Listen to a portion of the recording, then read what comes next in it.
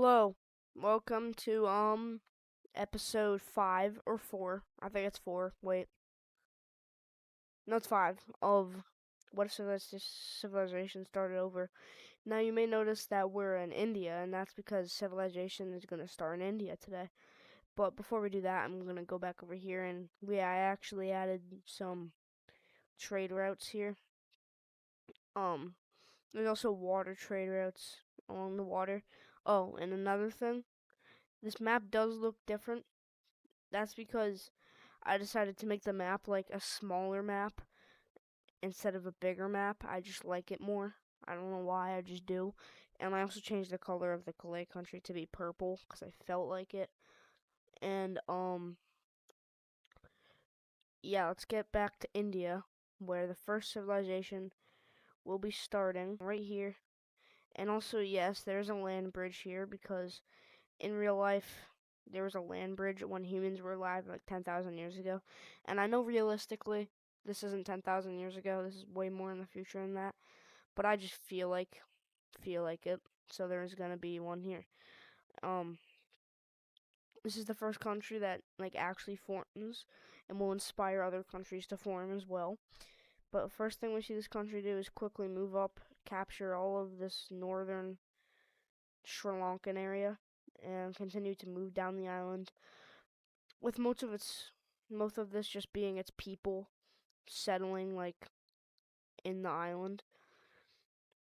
The next thing we see happening is the formation of a darkish green country right here. This country will quickly expand mainly along the coast, because there are the Gat Mountains, or the Ghats Mountains. I know they're not very big mountains, but they're still mountains.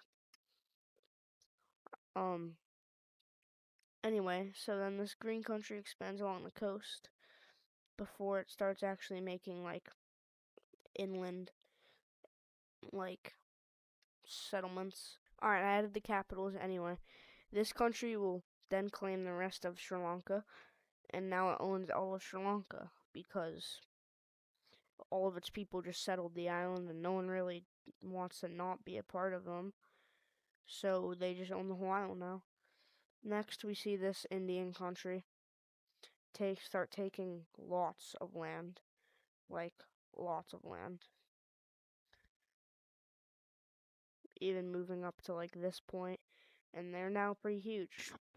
Next, we see the formation of like this reddish country along the coast here. And along next to them, we also see the formation of a like cyanish team along the coast. And both these countries will start to just expand along the coast and inward. This red country will quickly get a border with the green country, and it's a big border and it expands across a lot of land. So it looks like this. Next, we see this green country grab up some land like this. And now, this red country ish will invade this northern cyan country. However, while this is happening, the green country joins in, invading the red team. And while the green military is much stronger than the red military, it's pretty much instant because all the red military is up here and they don't care about down here because they just don't. So it's pretty much instant wipe. However, this military does instantly like easily capture this. So the war ends with this country's territory pretty much just being shifted up north like this.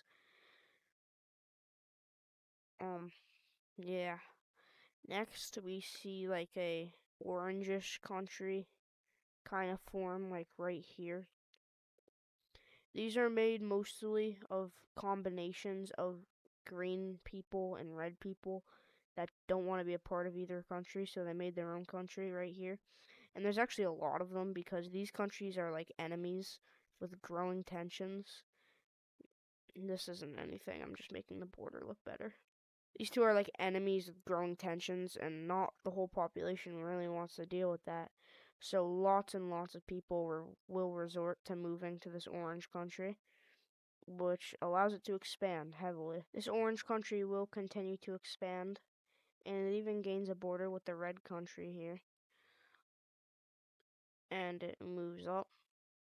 And next we see here this blue country performing some like military training will accidentally enter into the green country, which will spark a war between the two. And this green country, seeing what happened, will quickly push back. However, there's a strong defensive line set up here because this is where the capital is. So this is pretty much just a grinding front line for like years, where it's just straight back and forth for a long time. And it's like hell until the war stalemated and this country here discovers navy, and they use it to invade up here and make a landing, and they start to move out from this landing that they have and move down the coast, and this allows them to even push back here and invade out and get dangerously close to the capital, which is what leads them to go for peace. And in the peace treaty, they just annex what they occupied, except they give this little panhandle here back over to the green team because it's ugly. Anyway, so this blue country is one of the first, maybe the first country in the world. No, because of British. One of the first countries in the world to have like an overseas colony, I guess you could call it.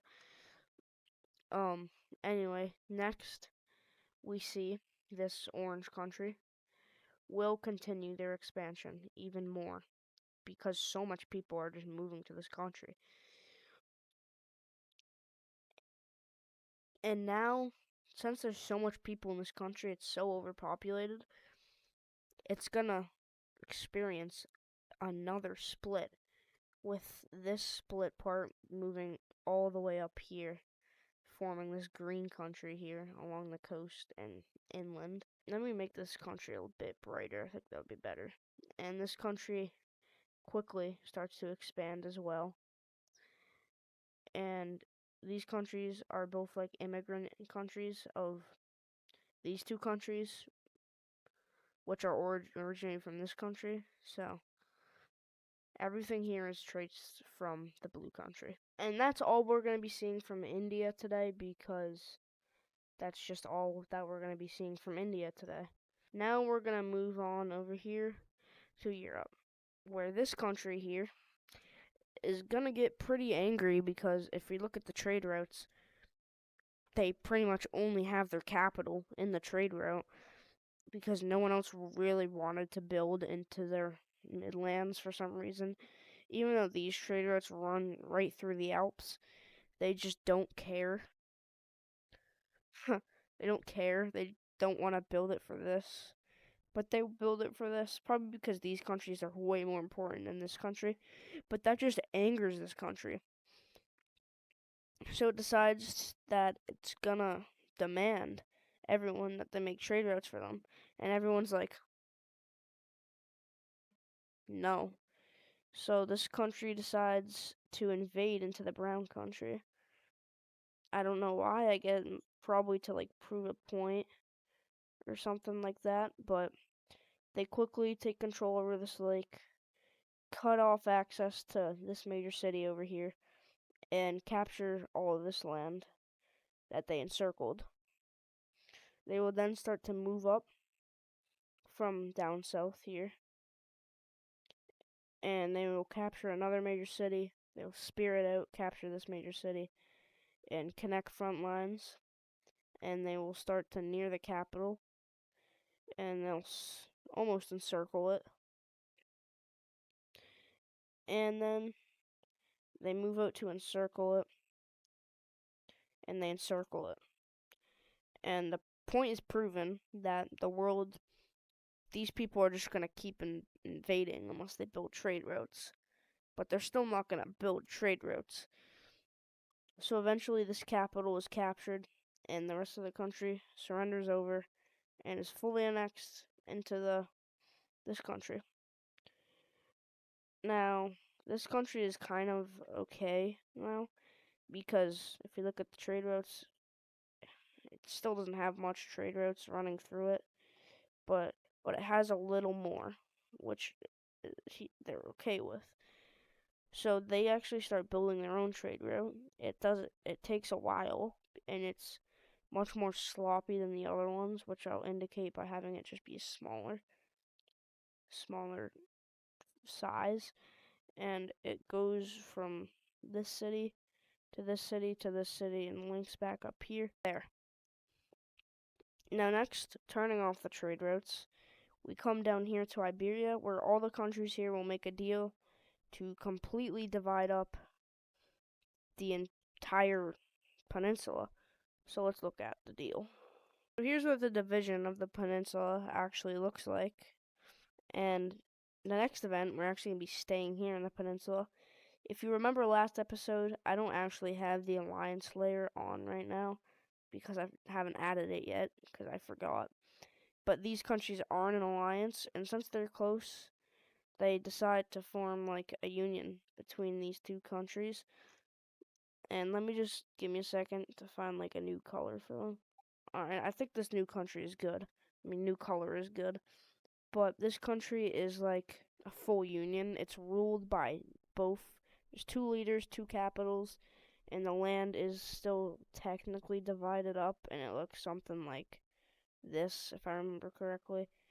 But anyway, the next thing that this country will do is instantly, with their new union power, they will invade the Galicia country. And Spain, which is what I'll be calling this country, will quickly and easily take control of like all of the eastern side of this country and pretty much just easily blitz towards the capital after that, encircle it, and they will quickly move up and capture all their encircled lands, and then finally capture the major city, capital, not major city, and then they will fully annex Galicia. Next, we see that this Calais country will actually have a civil war happen to it.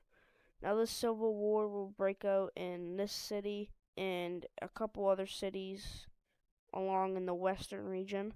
However, there will also be eastern rebels, mainly based in this city. However, there are some rebels in this city. Turning off the major cities, it looks like this. And the first rebels to make moves are obviously these orange ones that quickly move out and capture lots of land, marching through the lands, because if you remember, these lands used to be owned by like this pink country and this orange country. However, this land is now like more owned by the land is more occupied by the orange country's people, because all the pink country's people fled to these islands, and then they fled to this land that they have, and they moved their capital there.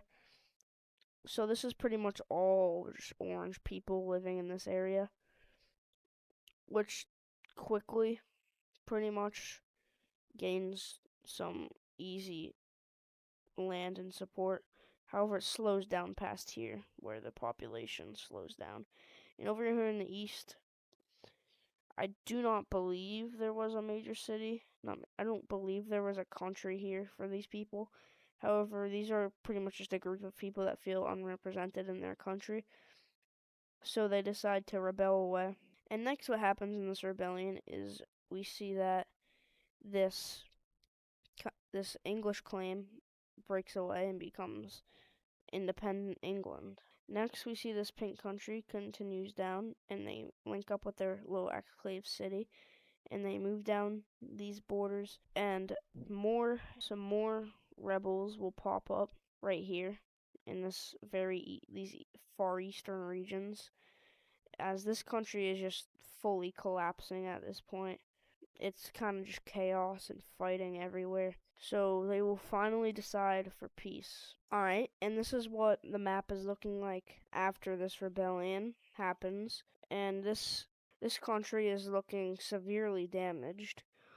And afterwards, they decide to just become one with the pink country because they weren't going to live anymore. Anyways, the next thing we see happening is up here in England. Next, we see that this kind of Cornish area of the Brittany country decides that they are going to break away because they feel unrepresented inside of the Brittany country because they feel like they're unrepresented because they are. They are. And the people just don't feel connected, so they will break away and form the Cornwall country. Next, up here in England, continuing the England area, we see a country will form here, and another country will form here. As you can see, England is becoming very chaotic with many, many countries. Next, we see a war between Andalusia and Spain occurs, with Spain moving in and capturing this panhandle area pretty quickly, which is the only thing they wanted because they did not feel comfortable with Andalusia kind of being right next to their capital because it was dangerous. So after that, the war kind of ends and they just take it. Next, we see that a country forms here in Corsica. In the northern part of it, there's one country, and in the southern part, there's another country, and that country is also on Sardinia. And these two countries are pretty quick to become rivals, and they pretty much instantly, as soon as they meet with each other, go to war. And this country up north is way stronger, so they push them out, but they just can't get south through onto Sardinia, so they just annex all their Corsican land and leave it alone. And these guys will just pretty much lay claim to all of Sardinia. Next, we see this country will go ahead and colonize these islands and grab up all of them. As we see that naval capabilities in this world are continuing to grow and become more powerful, as boats can now go from Sardinia all the way to the Balearic Islands and stuff, which is a big improvement from before. Next up, we see that some countries will go ahead and work together to explore a lot. And they explore southern Sweden too, and explore a lot into Eastern Europe, lots and lots into Eastern Europe, as people kind of just like come in waves and settle all of this land, especially people that like the cold. Lots of people that like the cold live here in this area. And there will also be more expansion down the Balkan coast and into Greece and even over into Turkey, as lots of the Balkan area is explored. And yeah, lots of this land is settled, but not much of it will be federalized into real countries or states. However, one country that does exist is the Russian country, which will settle right here in St. Petersburg. And this country is filled with lots of immigrants from the West as it expands pretty quickly, becoming pretty sizable and surrounding this entire lake and reaching over to this other lake, as most of the surrounding regions just decide to go ahead and join up with the Russian country, and they surround this other lake. As for other countries that kind of start nearby, you see in Estonia, an Estonian country starts here, and a kind of Finnish country will start here. And down here in the Balkans area, we see that a Peloponnesian Spartan country will start and take over the whole peninsula and even more. And over here in Thessaloniki, we see a Thessalonican, something like that, country form, taking over that whole area. and we also see an Albanian country start here. And this Albanian country does grow to become pretty large, the largest in the Balkans. We also see that the Venetians will go ahead and expand down south, down the Italian peninsula, and pretty much just grab up the whole thing, which is a pretty big achievement for them. However, they will not be able to grab up Sicily because another country already exists here that owns the whole thing. So, that is the end of today's episode. And to recap, we saw civilization starting over in India. We saw trade routes happen. We saw a war happen here from this country because of trade routes. Saw the Coalition Civil War. We saw some stuff happen up here in Britain. We saw lots of exploration, some wars in Spain, some countries over here and down here spawn in. Nothing happened in West Africa, and yeah, that is the end of the video. And as normal, bye.